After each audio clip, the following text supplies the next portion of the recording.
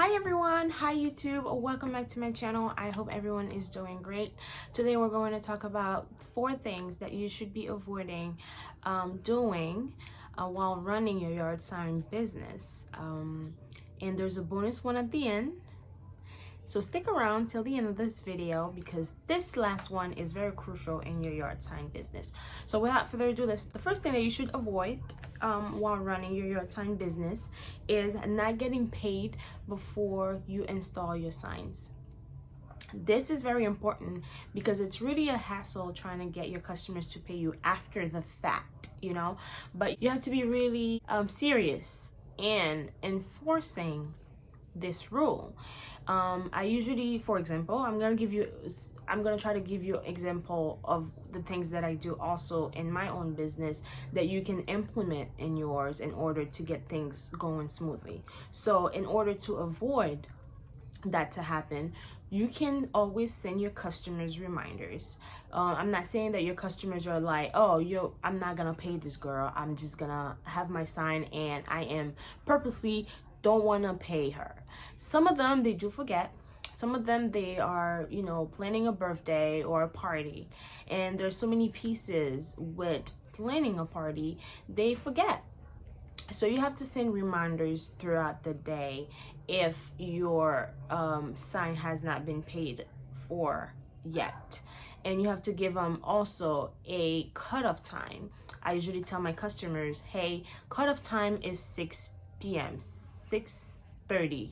If you don't pay me by 6:30, your sign will not be getting into the car for us to go out to make it for you. So that gives them a sense of urgency as well. So they'll just pick up their phones and be like, oh, okay, I'm just gonna pay her right now. Send reminders to your customers so that they'll know that, hey, I am enforcing this rule. Your sign will not be made until you pay me. All right. Number 2 of things that you need to avoid is given an exact time, sorry, my accent, given exact time of setting up or picking up. So what I mean by that is, if you have many signs to do during a certain time, don't tell your customers, oh, hey, I'm going to set up at 6 o'clock. I'm going to set up your sign at 6:30. You have to give them a range of time so that they will expect you between this time and that other time. So for example, what I do is your sign is going to be set up between 8 p.m. and 11 p.m. So they will expect it to be in that certain time. They can't say, oh, she was late or anything like that. Somebody calling me. Maybe a customer. They will not say that you're late, and they will ask. They will ask, oh, when is the sign going to be picked up, or when is the sign going to be set up? You just need to give them a range of time to give yourself, take away some stress from yourself and give yourself some time to get all of these things done. All right. Also, remember to stick around until the end of the video because, like I said, we have a 5th bonus thing that you need to avoid, and it's pretty crucial, and there's something that you probably would not think about. All right, so that was the second one. Third one is overbooking. That goes without saying that if you overbook your signs, then you're not gonna have enough to make these signs. So it's always safe to stay in the safe side of things. Based on inventory, when your customers send you your booking form, one way that you can do that is by giving your customers options, so they cannot pick. Personally, that's what I do. So for example, they cannot pick just one color. They have to pick at least 2 colors, which gives me flexibility to go around my inventory. In order, if I don't have enough blue, then I can add some purple. If I don't have enough purple, then I can add some white or black. So tell them you need to pick at least 2 colors for your signs so that you can have enough and you can avoid overbooking your signs. All right.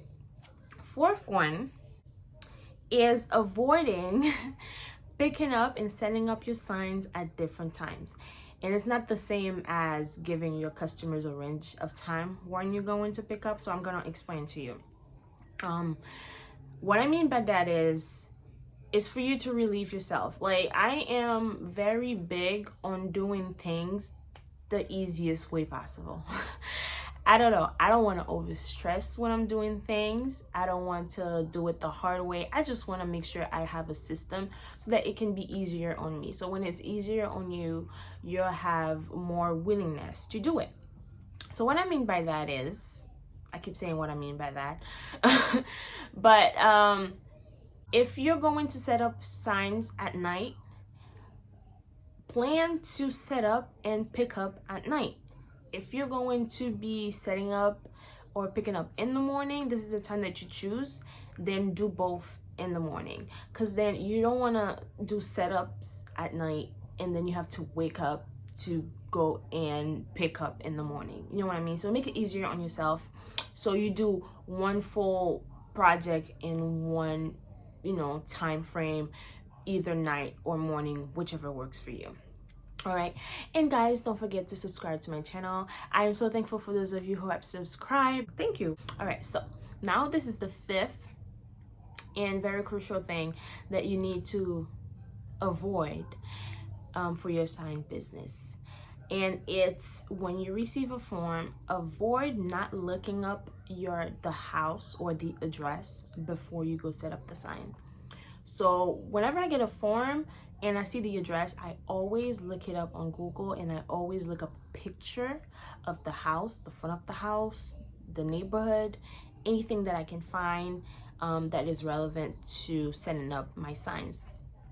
I had customers sending me booking forms, and the front of their house is literally concrete. I cannot set up a sign in concrete. It has to be grassy, it has to be ground and dirt, or they have a gate in front of their houses. And me setting up, I don't like to, it's my preference, I just like to just go, not have anything in my way, no obstacles, set up and keep moving. If you have a gate, then I'm gonna think of, oh, is the gate going to be open at the time that I'm gonna set up the sign?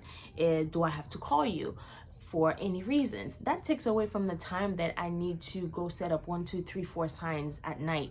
And if it's like from 8 p.m. to 9 p.m., let's say I get to your house, 8 p.m. to 11 p.m., let's say I get to your house at 11, and now at 11 o'clock I am calling you on your phone, and I'm just like, that's really late to call somebody on the phone and be like, oh hey, I'm outside your house, I'm gonna, they might expect it, but at the same time it's my preference, and I'm just like, I'd rather not.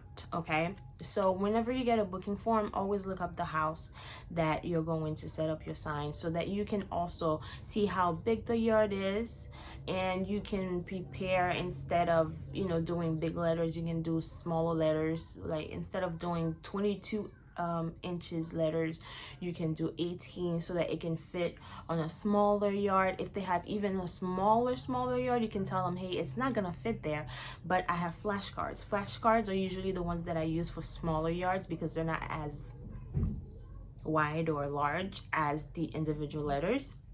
So all of that is important for you to run and have an efficient system for your sign business. And also another point with looking up the house or the address before you go setting up your signs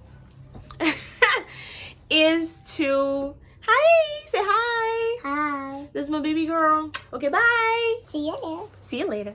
Another point I was saying to looking up the address before you go set up your signs is apartment buildings, which is a good point as well. I've had, depending on the apartment building, there's a lot more that needs to be investigated on. So I've had duplexes, it's fine, but if you have like a huge building, it's not gonna work quite right, because it's like more liability on my signs.